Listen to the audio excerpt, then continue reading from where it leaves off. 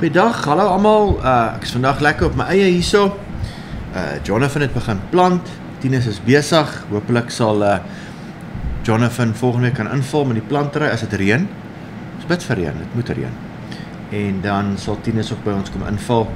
Ek en hy is op pad hierdie naweek. Ons vlieg môre George toe en die naweek bedien ons mos nou daar in 7 Skeerpoort. Weet jy van ons daai enetjie daar, Dylan? Dylan, hallo, welkom vir Dylan vandag ook hierso, wat vir ons help hier met die tegniese dingetjies, daar sy.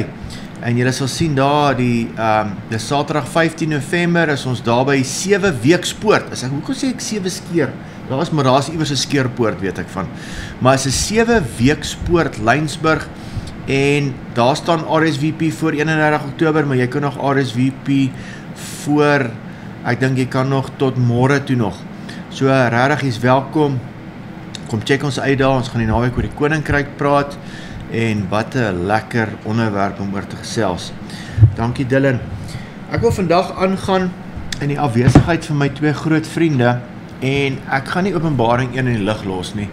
Ek het nou laasweek Woensdag het ons gepraat oor Openbaring 1, en ons het gekom en gestop by die beeld van Christus. So ek wil graag met dit klaarmaak, dan gaan ek oorbeweeg soos die tyd my toelaat. Maar dit is 'n podcast, jy kan hom maar pause en jy kan hom môre weer kyk. Gaan ek praat oor die nasie van Israel en die beloftes van Israel en die profeseë van Israel en hoekom ons moet bid vir die vrede van Jerusalem. Hoe awesome is dit nie?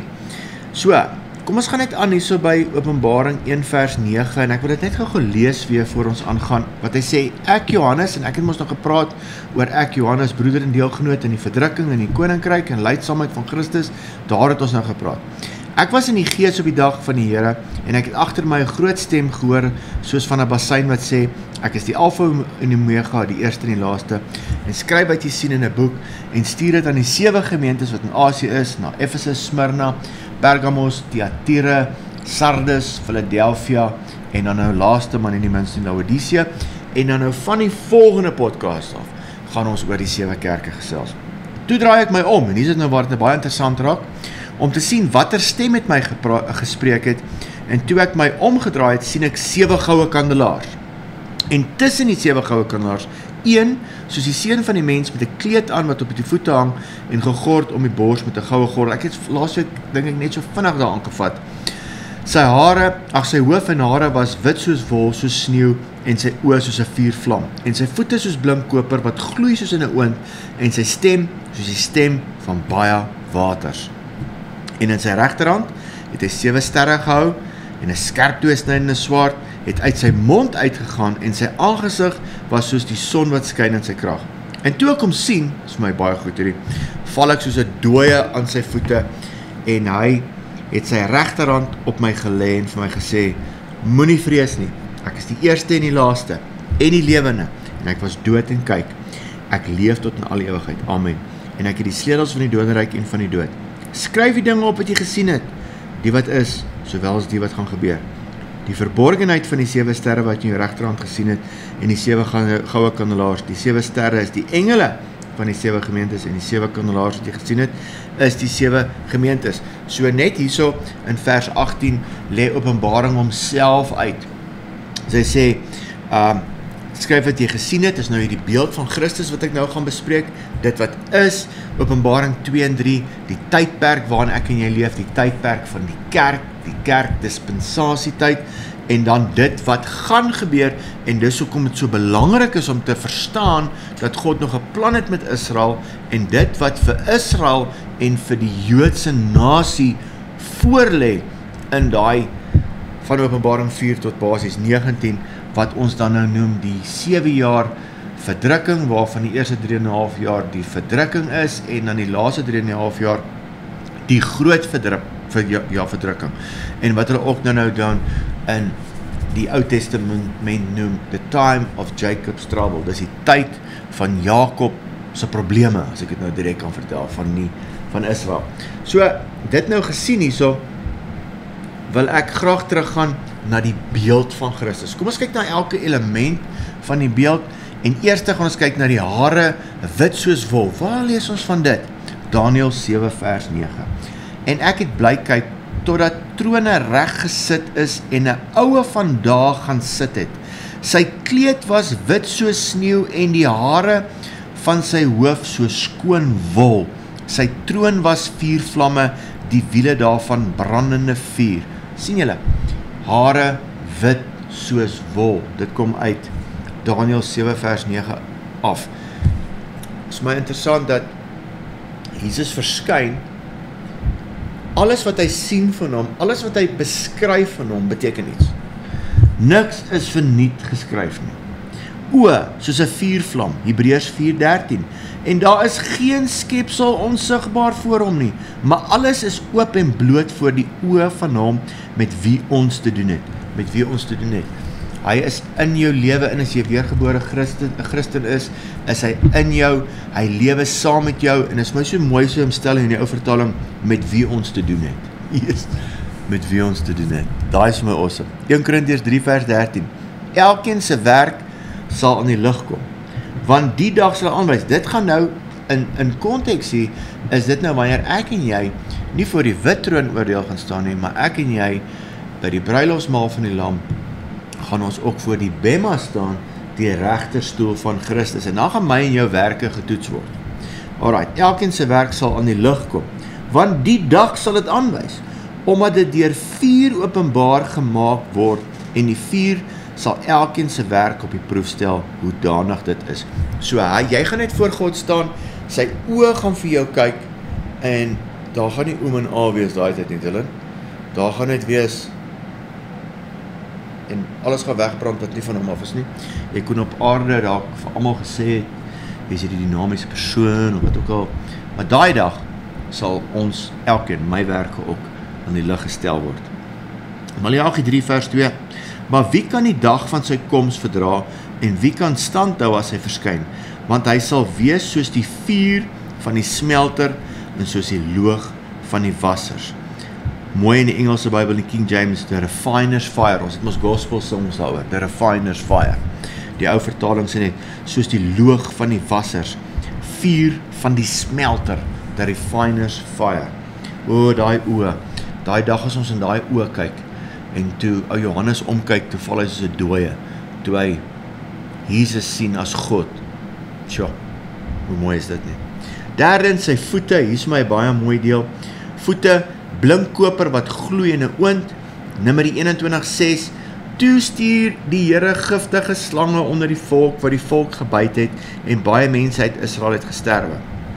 Vers 7, en die volk het na Moses gekom en gesê, ons het gesondig, dat ons teen die Here en teen u gespreek het, bid tot die Here, dat hy die slange van ons wegneem, en Moses het vir die volk gebid. Vers 8 sê, daarom sê die Here aan Moses, maak vir jou 'n giftige slang, en sit dit op 'n paal, dan sal elkeen wat gebyt is, daarna kan kyk en lewe. Toe het Moses 'n koperslang gemaak, en dit op 'n paal gesit, en as 'n slang iemand gebyt het, en hy kyk na die koperslang, het hy in die lewe gebly. Vir die hele Ou Testament, weet ons nie hoekom het God hierdie beeld gebruik, van 'n slang wat koper is. Eers in die Nuwe Testament, kry ons die antwoord in Johannes 3 vers 14 en 15, hoor wat sê hy so, en soos Moses die slang in die woestyn verhoog het, so moet die seun van die mens verhoog word, sodat elkeen wat in hom glo, nie verlore mag gaan nie, maar die ewige lewe kan hê. Slang, gif, sonde, koper, 'n beeld van oordeel oor sonde. Kan die vuur vat, kan al die dinge vat. So, koperslang, Jesus soos die koperslang opgehef, hy het die gif gedra, hy kan dit hanteer, hy het die kopervoete. Hoe mooi is dit nie, as 'n ou daarna kyk nie. Johannes 3 vers 16, want so lief het God die wêreld gehad, hy sy eniggebore seun gegee het, sodat elkeen wat in hom glo, nie verlore mag gaan nie, maar die ewige lewe kan hê. So, wanneer jy in hom glo, en jy glo dat hy aan die kruis gesterf het, kom die gif van die sonde uit my en jou uit, en ons word gered. Hoe awesome is dit nie? En natuurlik die slang, Genesis 3 vers 15, en ek sal vyandskap stel tussen jou en die vrou, en tussen jou en die saad, tussen jou saad en haar saad, hy sal jou kop vermorsel, en jy sal hom in die hakskeen byt. So, die slang is 'n simbool van sonde. Galasiërs 3:13, Christus het ons losgekoop van die vloek van die wet, deur vir ons 'n vloek te word, want daar's geskrywe, vervloek is elkeen wat aan 'n hout hang. So, daai kopervoete simbool van Jesus, wat soos die slang in die woestyn opgehang was. As hulle gekyk het na daai slang in die woestyn, as 'n slang jou gepik het, het die gif uit jou uitgegaan en jy het geleef. En my en jou vandag, soos ek en jy opkyk na Jesus wat aan die vloek uitgehang het en wat vir my en jou 'n vloek geword het, kom die gif van sonde uit my en jou uit. Dan sy stem soos baie water, soos my mooi Esegiel 1 vers 24. En as hulle gaan, het ek die geruis van hulle vlerke gehoor, soos die geruis van baie waters, soos die stem van die Almagtige, 'n gedruis soos die gedreun van 'n leer. As hulle staan, het hulle hul vlerke laat sak.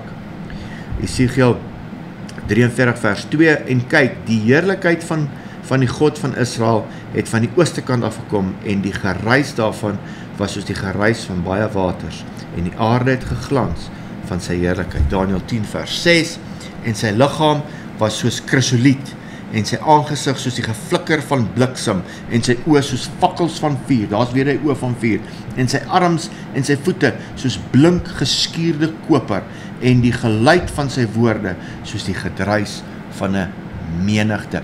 So, wanneer ons Openbaring 1 lees, en ons sien hier die beeld van Christus, is dit nie sommer net iets wat uit die lug uitgetrek word nie. Dis alles simbole en simboliek en skrifte, hoe hy voorgestel was in die Ou Testament, dan word dit vir ons hier in die Nuwe Testament. Is dit nie awesome met hulle? Niks is verniet nie. Alles, ek moet net hierdie lekker koffie eers weer proe. My stem is droog gepraat nou. My vrou vra altyd vir my, kom nie so frons in jou koffie nie. Goeie koffie. Daar sy.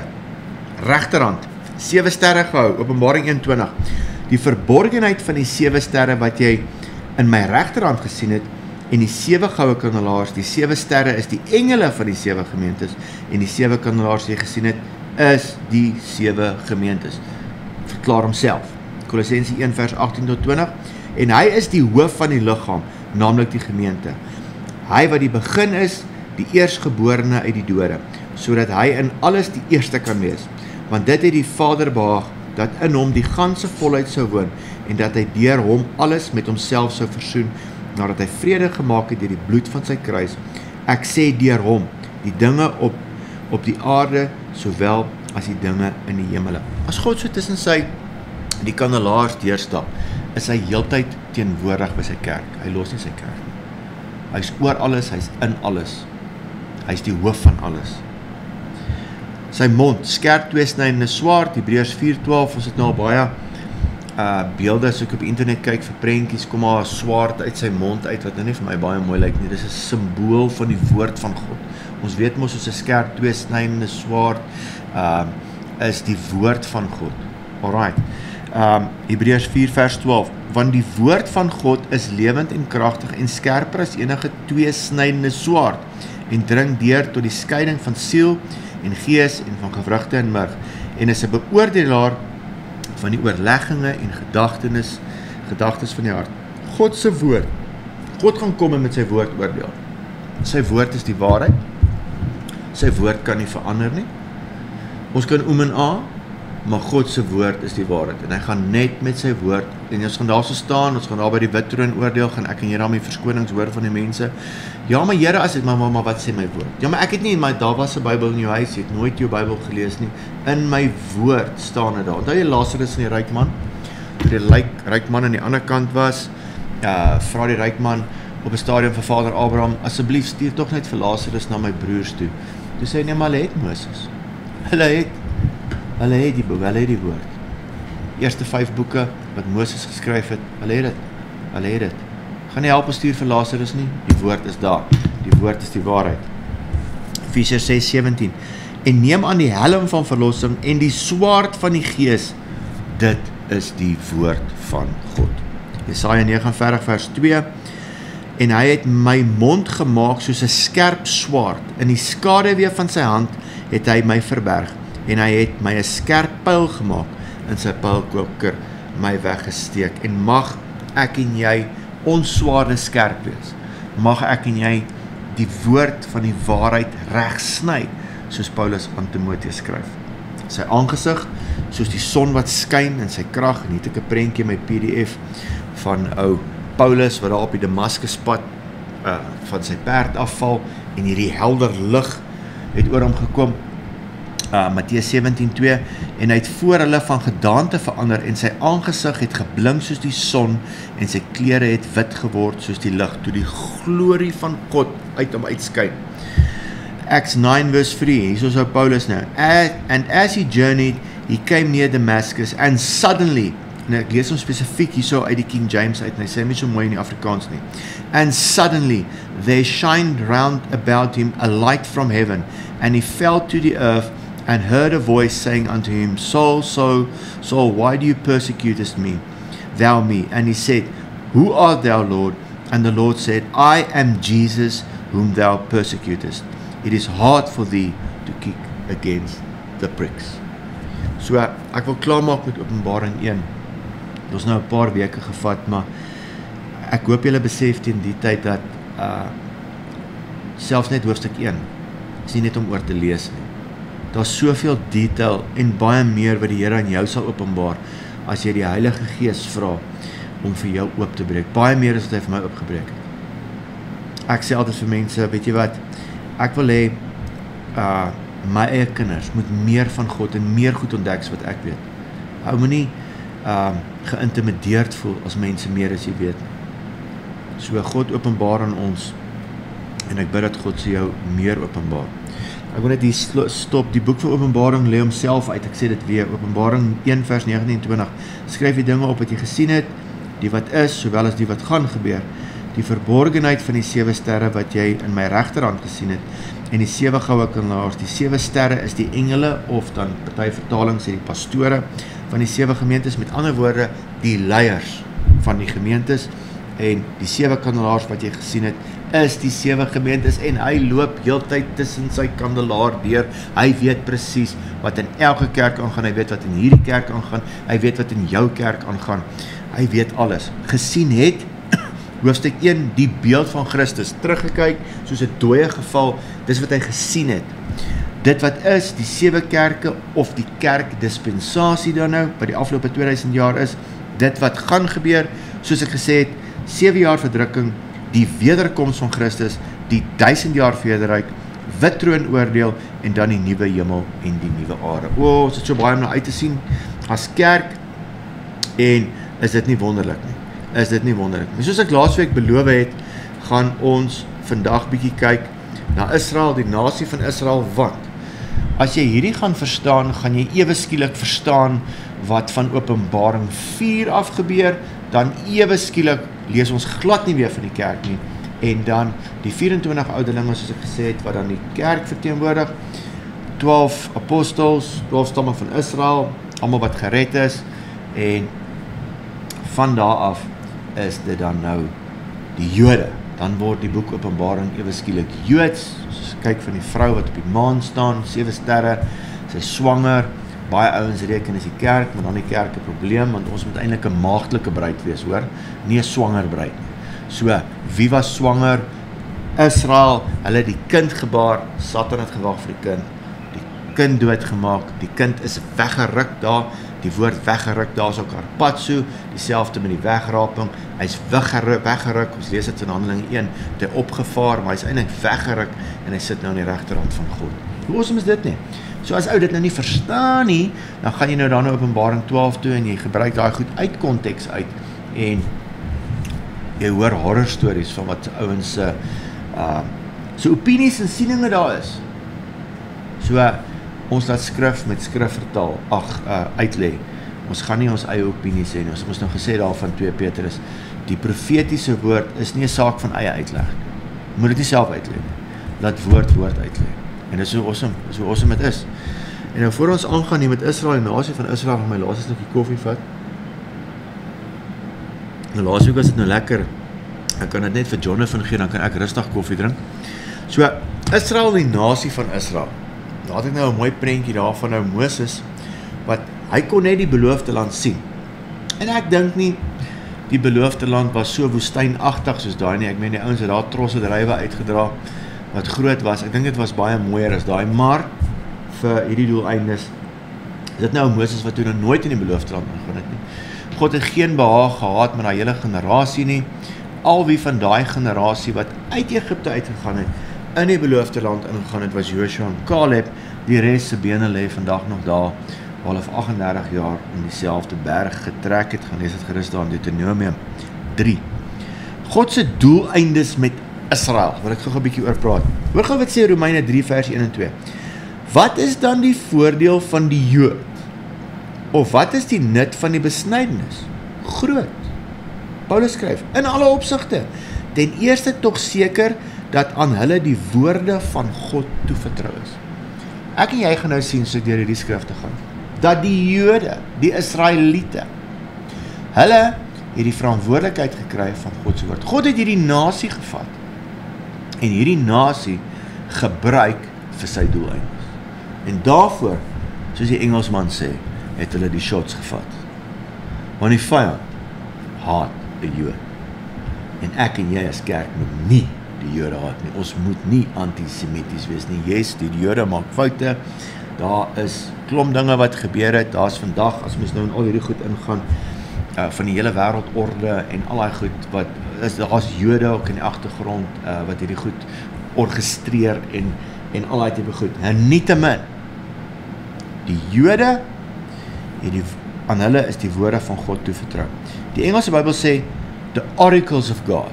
Die woord daar is logion, utterances, die uitsprake, die woorde van God is aan daai nasie gegee, om aan al die nasies te verkondig. En dis hoekom Jesus, toe hy in die tempel ingaan en die tafels omgooi en 'n sweep gevleg het ons nou gedink, ja, maar jy mag nou nie 'n snoepie by die kerk hê nie.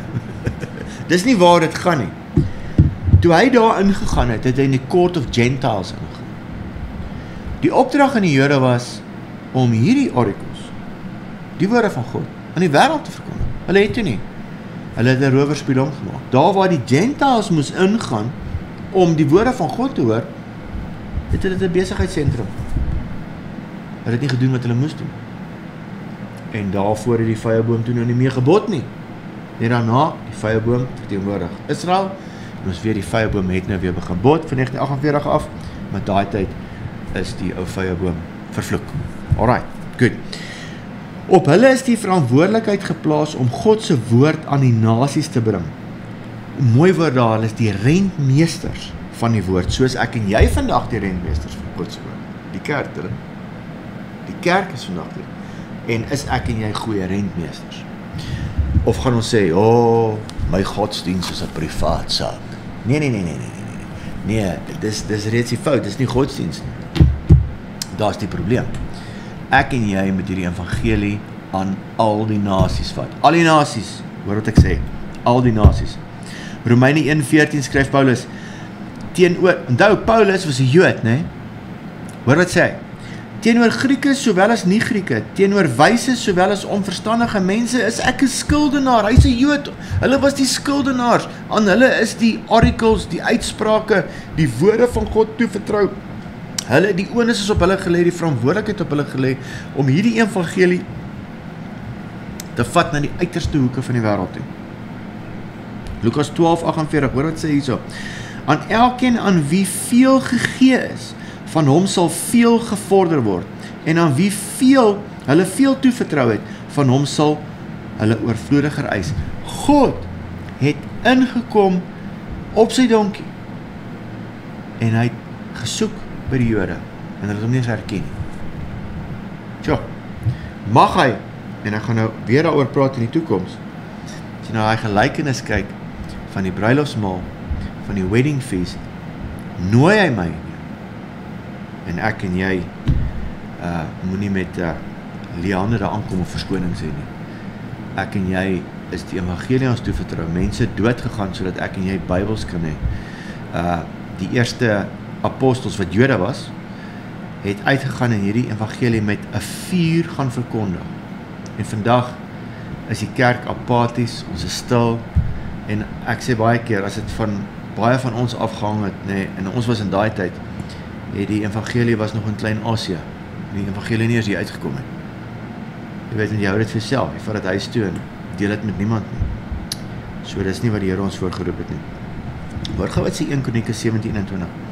En wie is soos u volk Israel, 'n enige nasie op die aarde, wat God vir hom as 'n volk gaan verlos het, om vir u 'n naam te maak deur groot en vreeslike dinge, deur voor u volk uit, wat u uit Egipte verlos het, nasies te verdrywe, die volk Israel. Eksodus 19 vers 5 en 6. As julle dan nou terdee na my stem luister, en my verbond hou, sal julle my eiendom uit al die volke wees, want die hele aarde is myne, en julle sal vir my 'n koninkryk van priesters en 'n heilige nasie wees. Dit is die woorde wat jy aan die kinders van Israel moet meedeel. So aan hulle is gegee die uitsprake, the oracles of God, en op hulle was 'n groot verantwoordelikheid, en luister my boetie sussie, omdat hierdie verantwoordelikheid op hulle geplaas is, was hulle enemy number 1 vir Satan. Enemy number 1. Vandag, ek en jy, wat hierdie evangelie moet uitvat, jy sal teenstand kry. Almal wat godsvrugtig wil lewe, sal vervolg word. Onthou dit. Romeine 9 vers 4. Hulle is Israeliete aan wie die aanneming tot kinders behoort. Paulus skryf, en die heerlikheid en die verbonde en die wetgewing en die erediens en die beloftes, aan wie die vaders behoort en uit wie die Christus is, na die vlees, hy wat oor alles is, God lofwaardig in ewigheid. As jy 'n ordentlike studie van die boek van Openbaring doen, sal jy agterkom dat Openbaring 9, 10 en 11 oor Israel gaan. Romeine 9, 10 en 11 oor Israel gaan. Romeine 9, Israel verlede, Romeine 10, Israel hede, en Romeine 11, as we nou 'n bietjie daarna kyk, Israel toekoms. As ek nou weer sê Openbaring, van Romeine 12 tot 16 gaan oor die kerk. Hoe leef mense in die kerk? Maar daai sit Paulus net gou die pause nadat hy 'n volledige beskrywing en 'n uiteensetting van ons redding en elke Christen behoort te weet van Romeine 1 tot 8 vir ons mooi uitlê. Gaan hy oor na Israel toe. En baie kommentators en baie teoloë verduidelik die Romeine 19 en 11 so nie.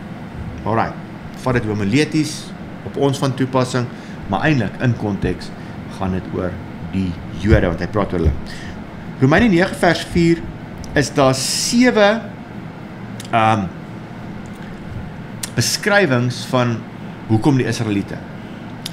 Hulle is Israeliete aan wie die aanneming tot kinders behoort. So eerstens, hulle was aangeneem as die kinders, hulle was aangeneem as die volk, the adoption, aanneming, om hierdie te dra, baie dinge te dra, ons gaan nou daarna kyk, baie dinge te dra. God het hulle gevat as volk, en hulle moes hierdie boodskap, ek sê dit altyd so, dat God het 'n volk gevat, wat nou die Jode is, om so, want die oorlog is verklaar in Genesis 3, tussen die saad van die slang en die saad van die vrou, om die saad te beskerm. Jy kan die hele Ou Testament deurgaan.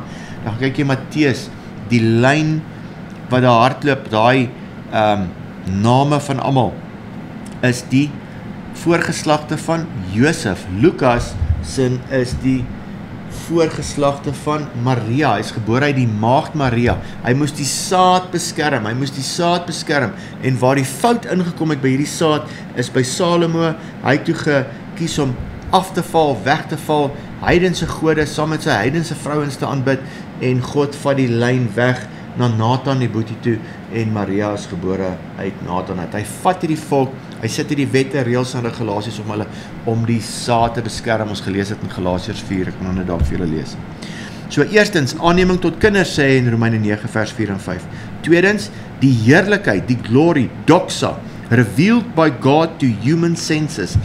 Hierdie God het hulle homself aan hulle geopenbaar deur human senses. Onthou julle in die woestyn? In die dag was daar 'n wolk. Hulle het dit gesien. En in die aand was daar 'n vuurkolom. Hulle het dit gesien. Vir dit is hulle gegee. Hulle het sulke goed is vir hulle gegee. Die glory of God sal hulle reveal. Die verbonde. Het jy geweet dat die Ou Testament daai verbond aan die Jode gegee? En raai wat? Die Nuwe Testament is ook eers aan die Jode gegee. Hulle was Jode.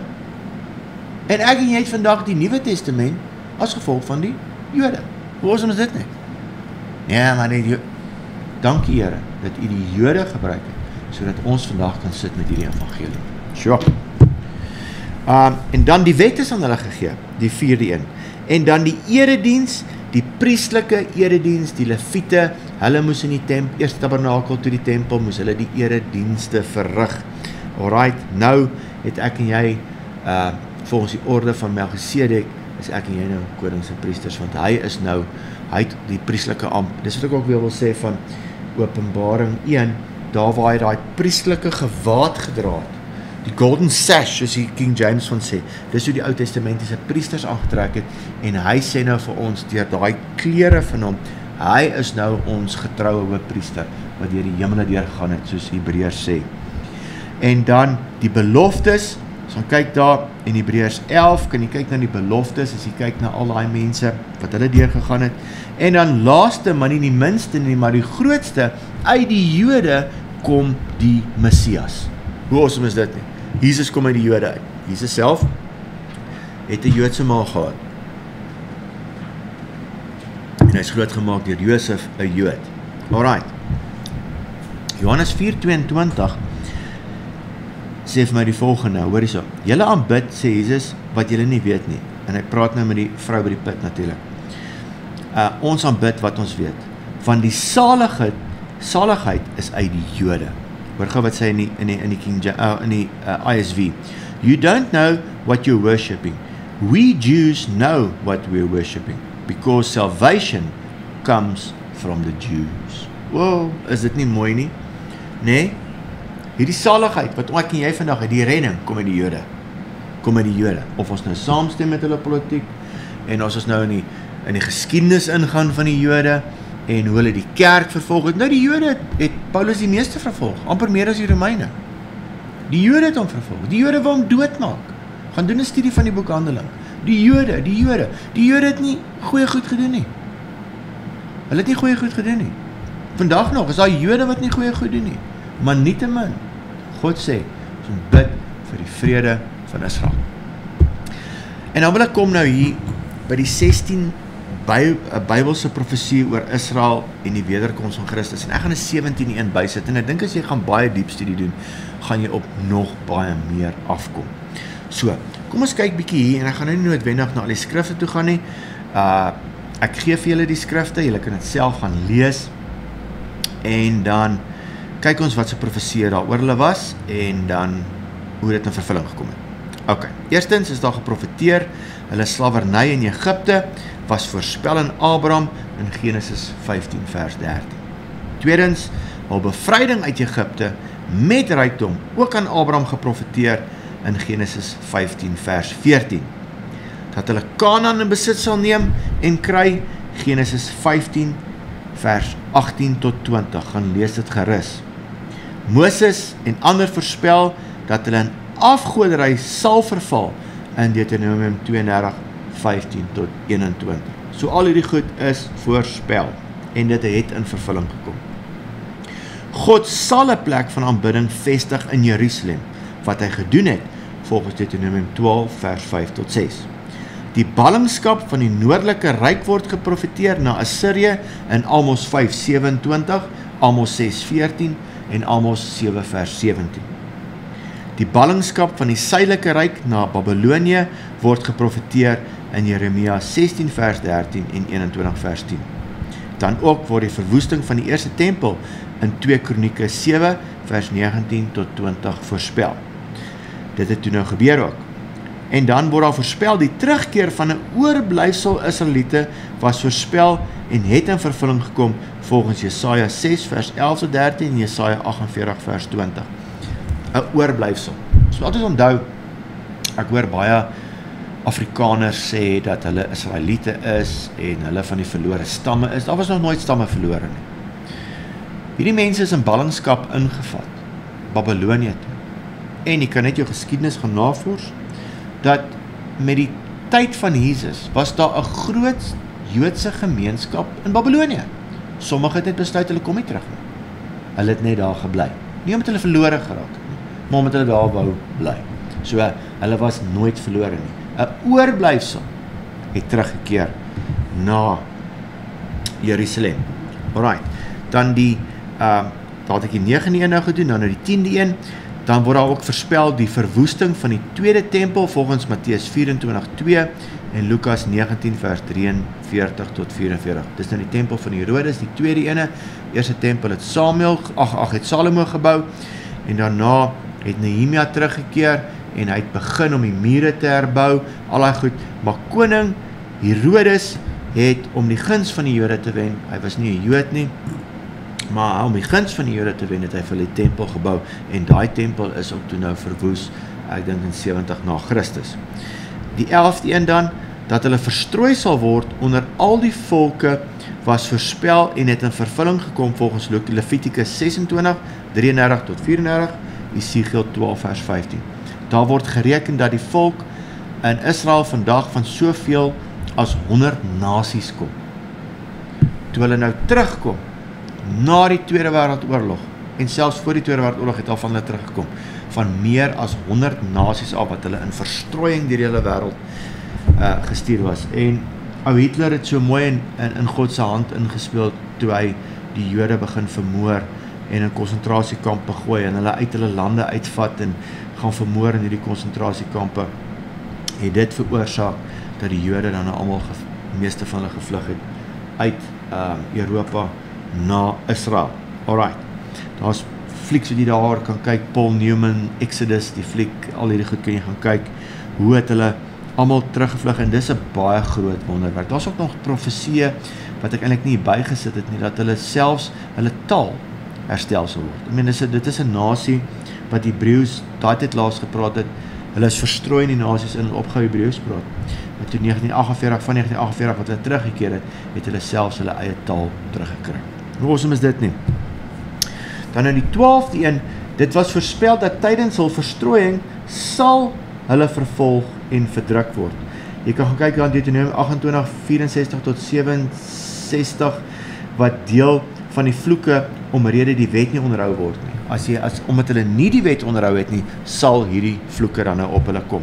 Ook Levitikus 26, 33, Hosea 9, 17, Jeremia 24 vers 9, Psalm 129 vers 1 en 2. En natuurlik, een waarvan ek baie hou, wat hulle gesê het, Barabbas of Jesus.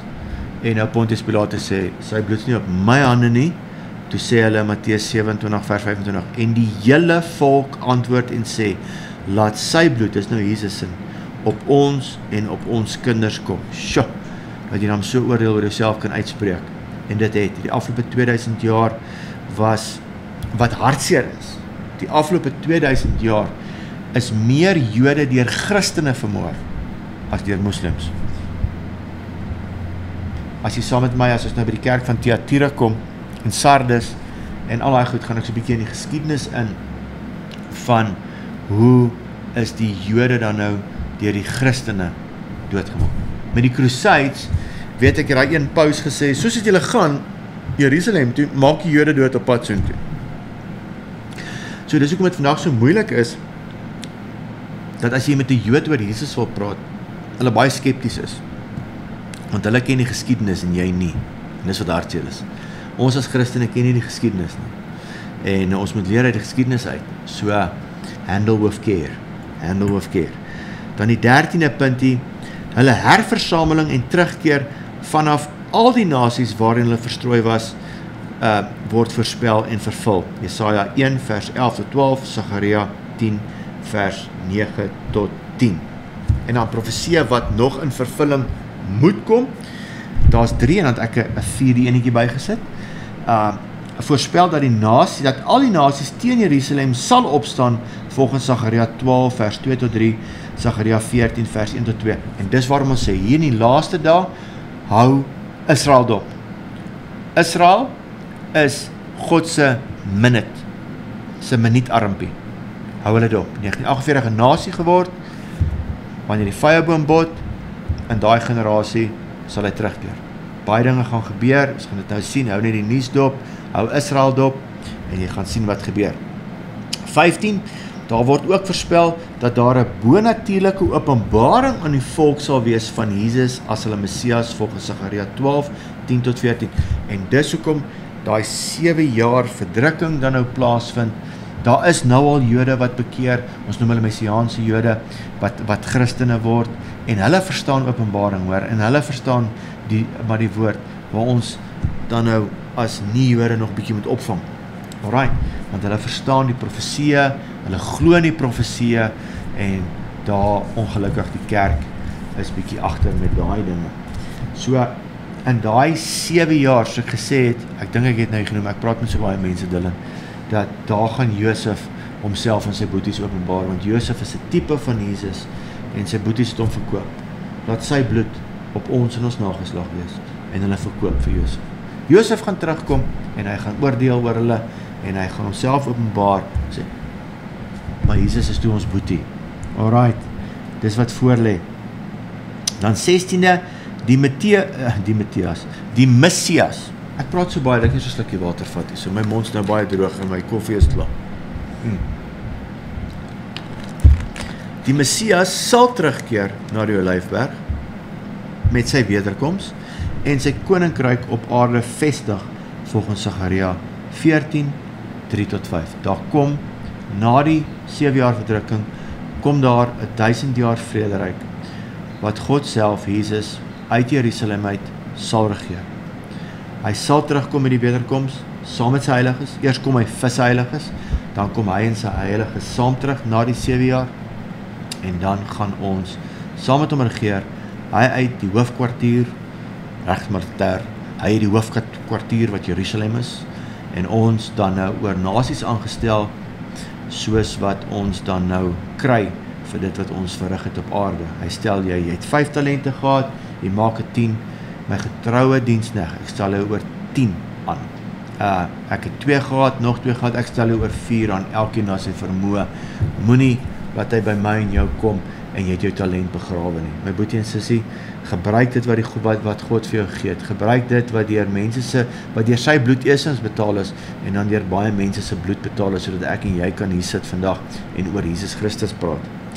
Dan 17, hier is vir my 'n baie mooi op waarop ek afgekom het so 'n paar maande terug. Die Joodse nasie sal herstel word, en dan sal Sagaria 8:23 inskop. Hoor gou wat sê Sagaria 8:23, en dit gebeur nie nou nie. Want daar is so baie antisemitiese gevoelens reg oor die wêreld. Mense hou nie van Jode nie. Selfs Christene nie. Maar hoor wat sê hy so, in Sagaria 8:23.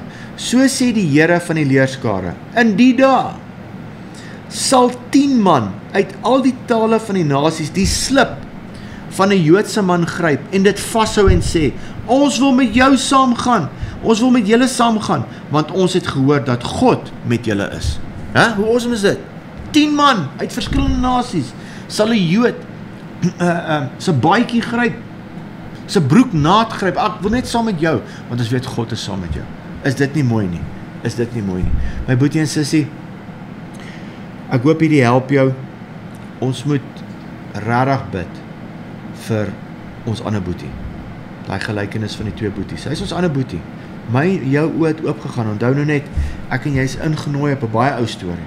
En my en jou oë het oopgegaan. Hulle oë is nog toe. Hoekom is hulle oë toe? Want God het hulle oë toegemaak. Ek wil gou vir julle net hierso lees ter afsluiting. Romeine 9, 10 en 11 nie alles nie. Dit is 'n paar hoogtepunte. Ek gaan, as nou klaar Romeine 9 het ek daai 7 punte bespreek. Hoor gou wat sê Romeine 10 vers 1. Hoor wat skryf Paulus. Broeders, die verlange van my hart en gebed wat ek tot God vir Israel doen. Luister jy, ek en jy is nie Israel nie. Israel is 'n land, daar bo in die Midde-Ooste. Dis 'n land, dis 'n stuk grond, waaroor die hele wêreld beklei. Want Satan weet God kom terug en gaan sy voete op hy Olyfberg sit. My verlange vir Israel doen, is tot hul redding. Want ek getuig van hulle, dat hulle 'n ywer vir God het, maar sonder kennis. Ek sien dit elke keer as ek in Jerusalem is. As ons by daai Wailing Wall is, dan vat ons die groep mense na daai Wailing Wall toe. Dan is daai Jode daar besig om te bid. En hulle staan teen daai muur. Op 'n Vrydag aand kom die soldate, die jong meisies, hulle dans, hulle worship God. Hulle het 'n ywer vir God, maar sonder die kennis. En die probleem met my en jou vandag in die kerk is, ons het die kennis, maar beskik ons oor die ywer. Hoe worship ons God? Hoe aanbid jy God? Ek en jy moet op ons knie gaan, op ons aangesig val en vir die Here van die leerskare dankie sê dat hy jou as 'n willow leaf takkie ingeënt het op hierdie ou storie. Dis net wonderlik. Vers 19, Romeine 10 vers 19 sê, maar ek vra, Paulus sê, het Israel dan dit miskien nie verstaan nie? Ten eerste sê Moses, ek sal julle jaloers maak op die wat geen volk is nie. En ek sal julle toorn opwek teen 'n onverstandige volk. En Jesaja durf self sê, ek het my laat vind deur die wat my nie gesoek het nie. Ek het verskyn aan die wat my nie gevra het nie. En dit kan ek met alle eerlikheid sê in my lewe. Ek het God nie gesoek nie. Ek het God nie gevra nie. Hy het na my toe gekom. Hy het sy hand op my skouer kom sit en gesê, Johan, ek roep jou, jy moet gaan preek vir my. Ek kan met alle eerlikheid sê, ek het nie na skool gekies om die woord te verkondig nie. Ek het dit nie afgetik as 'n job nie. God het my geroep. Hy het my uit my wêreldjie kom pluk en my geroep om sy woord te verkondig. En alle eer aan God dat hy die woord aan my openbaar. Romeine 11 vers 1 sê Paulus, ek vra dan, het God miskien sy volk verstoot? Ek praat nou van die Israeliete, né? Hoor dit sê, nee, stellig nie. Want ek is ook 'n Israeliet uit die nageslag van Abraham van die stam van Benjamin. God het sy volk wat hy van tevore geken het, nie verstoot nie.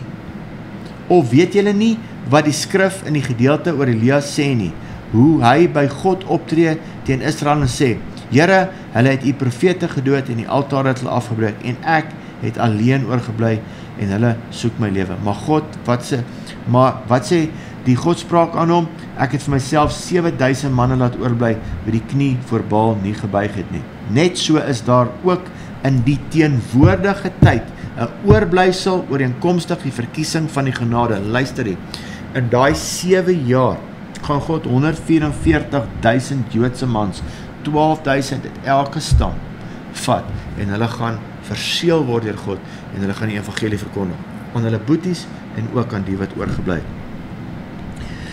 En dan hierso in vers 8 sê, soos geskrywe is, God het hulle, die Jode, die Israeliete, 'n gegee gees van diepe slaap, oë om nie te sien nie en ore om nie te hoor nie, tot vandag toe. Luister hier, hy het hulle oë toegemaak, sodat ek en jy kan kom, sodat die evangelie na ons toe kom. Nou as ons na die 7 kerke gaan kyk, gaan die Gees elke keer vir my en jou vra, het jy 'n oor om te hoor? En ons moet hoor wat die Gees vir die gemeente sê. Romeine 11 vers 11, ek vra dan, het hulle miskien gestruikel om te val? Nee, stellig nie, maar deur hulle val, hoor nou, dis baie belangrik, dis hoekom ons vir hulle moet bid, dis hoekom ek en jy hulle moet seën, nietemin, maar deur hulle val, het die saligheid tot die heidene, dis nou ek en jy gekom, om hulle jaloers te maak, soos wat Romeine 9 sê. Deur hulle val, kom ek en jy in. Dan sê hy so, dis vir my baie scary die volgende gedeelte, Romeine 11:17, en as sommige van die takke, dis nou hulle afgebreek is, en jy wat 'n wilde olyfboom was, onder hulle ingeënt is en deel gekry het aan die wortel en die vettigheid van die olyfboom, moet dan nie teen die takke roem nie. En as jy roem, dit is nie jy wat die wortel dra nie, maar die wortel vir jou. Luister hier, dis waarom ek sê, ek en jy is ingenooi op 'n baie ou storie. 'n Paar jaar terug het ek nog nie die Here geken nie, toe is hierdie storie al duisende jare aan die gang. Dylan, 'n paar jaar terug was ons nie hier nie. En nou kom ons met ons teologiese studies en ons doen die vervangingsteologie en ons is sommer hier en daar en nee. Gaan op jou knieë en raak nederig. Alright. Moet dan nie teen die takke roem nie. En as jy roem, is nie jy wat die wortel dra nie, maar wortel vir jou. Jy sal dan sê die takke is afgebreek sodat ek ingeënt kan word. Goed, deur ongeloof is hulle afgebreek, maar jy staan deur die geloof. Moenie hoogmoedig wees nie, maar vrees. Praat met die kerk. Want as God die natuurlike takke nie gespaar het nie, sal hy miskien jou ook nie spaar nie. Let dan op die goedertierenheid en die gestrengheid van God. Die gestrengheid oor die wat geval het, maar die goedertierenheid oor jou, as jy in die goedertierenheid bly, as jy in dit bly, as ons nou weer saam met Jonathan, one saved, always saved, bro. Hoorie, luister gou hierso, boetie en sussie. Ek en jy moet in die regte, nie die regter nie, die regte kant van God wees ten opsigte van die Jode, nie in die verkeerde kant nie. Let dan op die goedertierenheid en gestrengheid van God, gestrengheid oor die wat geval het, maar goedertierenheid oor jou, as jy in die goedertierenheid bly, anders sal jy ook afgekap word. O Here, ek gaan op my knieë, ek vra om vergifnis vir wat ons as Christene sê en gedoen het teenoor die Joodse volk, teenoor hulle. Maar ook hulle sal, as hulle nie in die ongeloof bly nie, ingeënt word, want God is magtig om hulle weer in te ent. Ek gaan jou moet help om nie hierdie te verstaan nie. Dis mos so eenvoudig so daglig. Vers 24. Want as jy afgekap is van die olyfboom wat van nature wild was, en teen die natuur op die makolyf ingeënt kan word, hoeveel te meer kan hulle dan, wat van nature is, eintlik olyftakke is, op hulle eie olyfboom ingeënt word.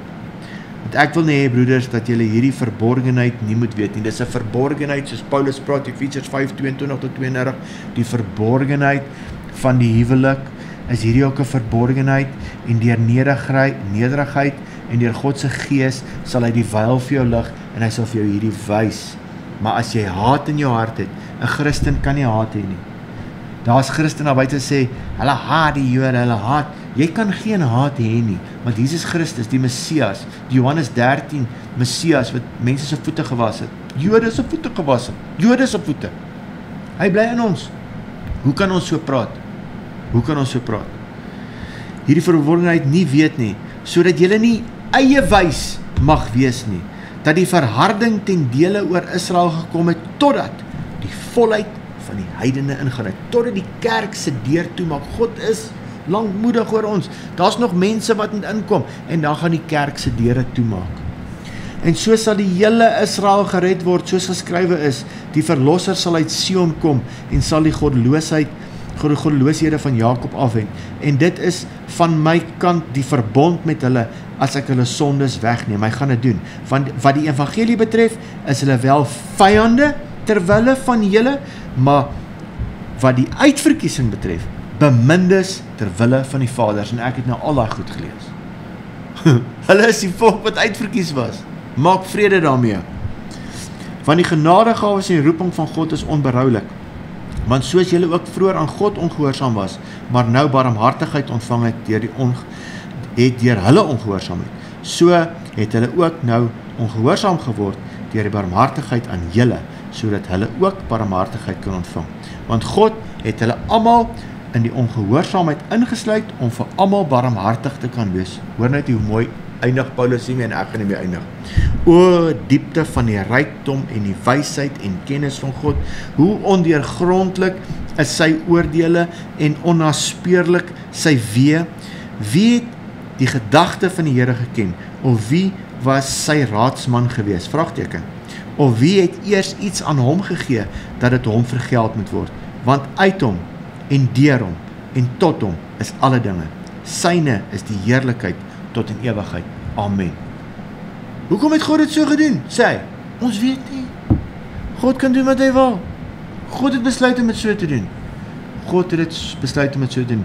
Ek kyk of ek hierdie skrifgie vir julle kan kry, wat ek nou vroeër gepraat het. Ek dink is Galasiërs 4, wat hy sê, was dit nou Galasiërs 3, wat hy sê, Galasiërs 3 vers 19, wat beteken die wet dan?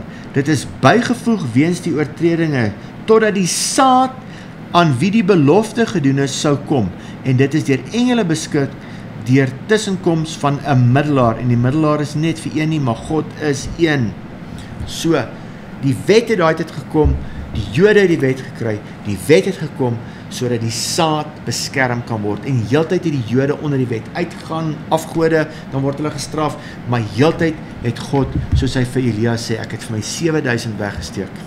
Hy het heeltyd 'n plan, God het heeltyd 'n plan, om die saad te beskerm, sodat ons Messias, kan ek het hard sê, uit 'n maagd gebore kan word.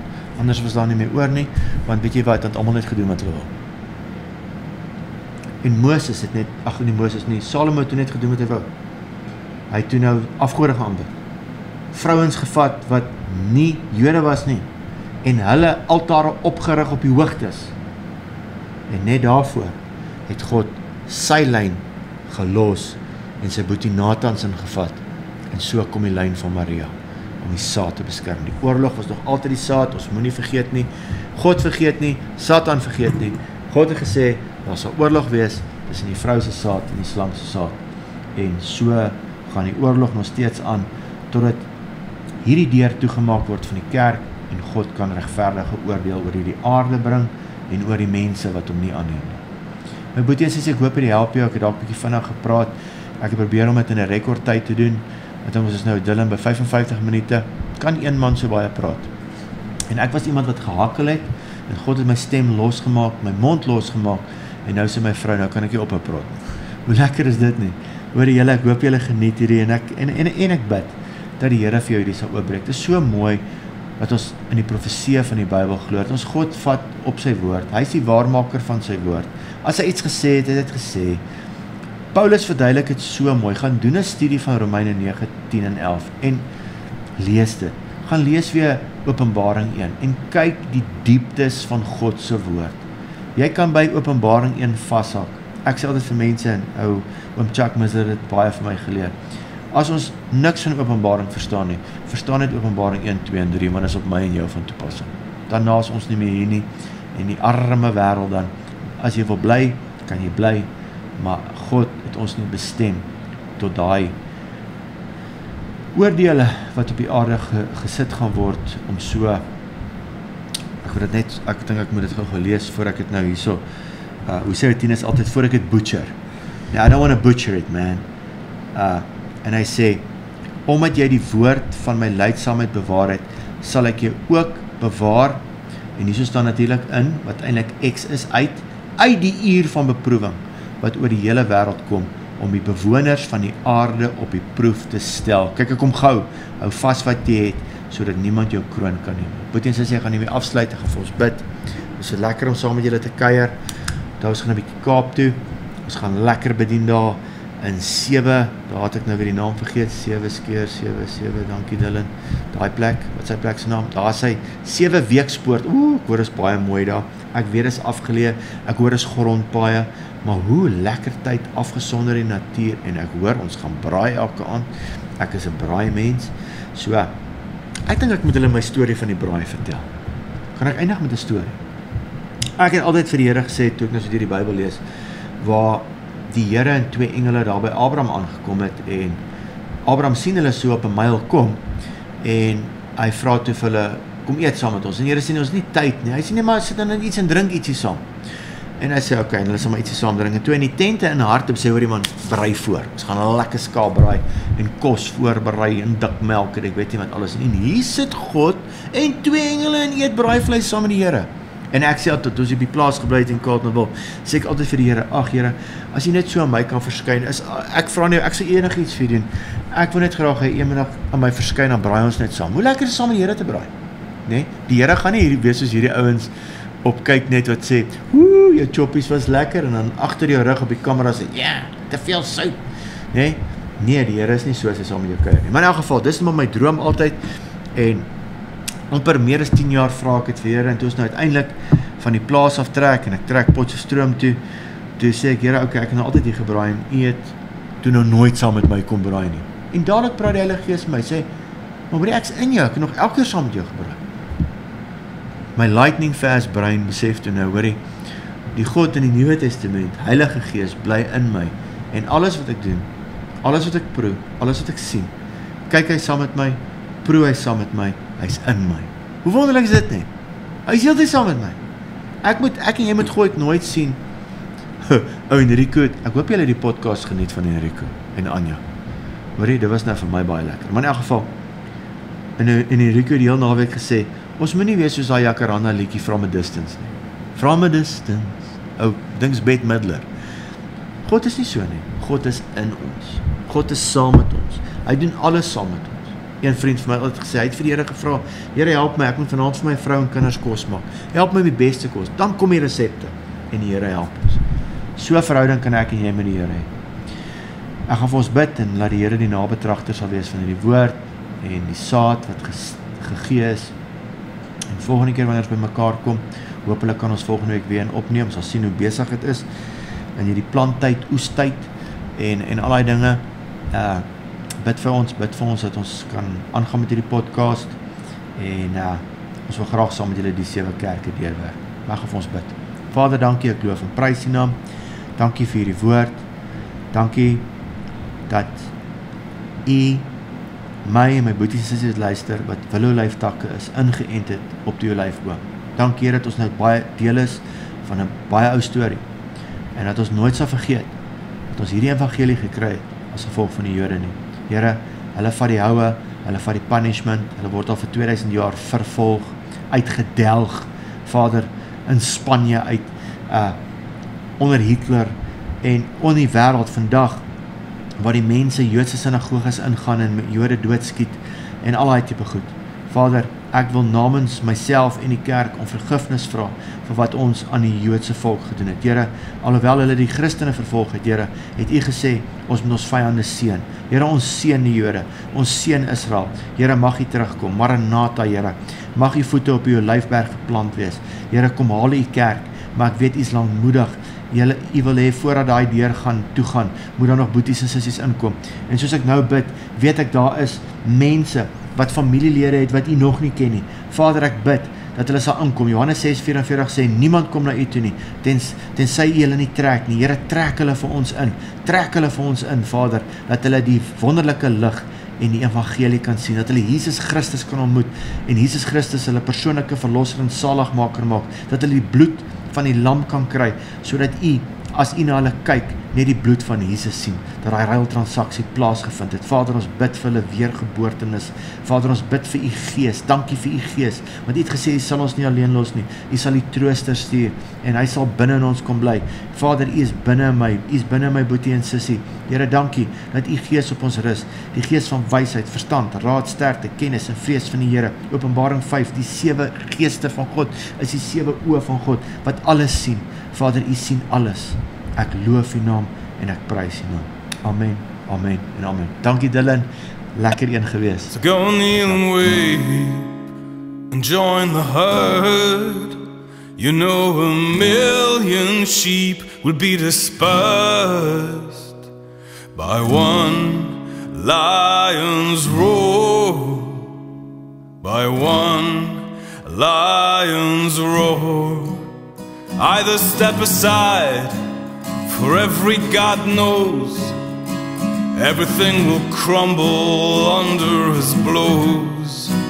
You think yourselves weak, pathetic and overrun, and that all you've bled for is coming undone. So go kneel and wait and join the herd.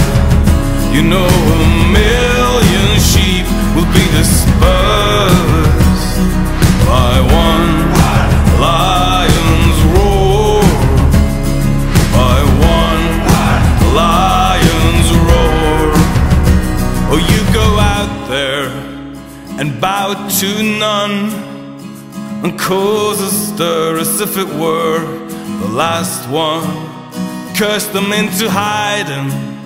These thieves won't believe the wave we're riding. So go kneel and weep and join the herd. You know 1,000,000 sheep will be dispersed by one lion's roar, by one lion's roar. Ero destinato a diventare un piloto soldato. Ero destinato a diventare un poeta, un aviatore. Ero destinato a guidare l'uomo per conquistare la città eterna con una spada fiammeggiante. So go kneel and wait and join the herd. You know 1,000,000 sheep will be dispersed. Go kneel and wait and join the herd. You know 1,000,000